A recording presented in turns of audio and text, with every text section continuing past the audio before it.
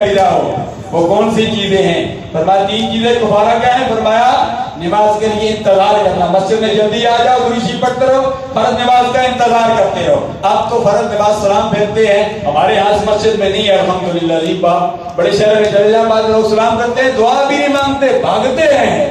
حالانکہ انسان تو مسلمان تو سرکار نے فرمایا ایسے مسجد کے ساتھ منسلک رہتا ہے، اس کا دل لگا رہتا ہے، اس کی زندگی ہوتی ہے جیسے مچھلی کی پانی کے ساتھ ہوتی ہے، مچھلی پانی کے بغیر زندہ نہیں رہ سکتی، اور مسلمان مسجد اللہ کے گھر کے بغیر زندہ نہیں رہ سکتا۔ وہ اللہ کے گھر میں آتا ہے اسے سکون ملتا ہے، وہ کہتا ہے کہ اللہ کے گھر ہی میں اللہ اللہ کرتا رہوں، اللہ اللہ اللہ تبارک و تعالیٰ مہربانیاں فرمائے۔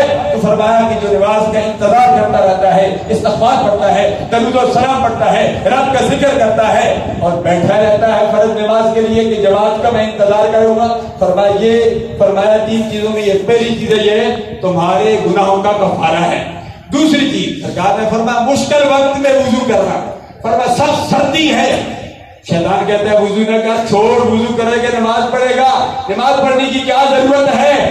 شیطان کہتا ہے اور سناتا ہے، لیکن شیطان کو انسان دھتکارتا ہے، لا حول ولا قوت الا باللہ العلی العظیم کہتا ہوا گرم بسترے کا چھوڑتا ہے، ٹھنڈے پانی سے وضو کرتا ہے اور رب ذوالجلال کی بارگاہ میں کھڑا ہو جاتا ہے۔ رب ذوالجلال فرماتا ہے یہ بندہ مجھے بڑا ہی محبوب ہے، بڑا ہی پسند ہے۔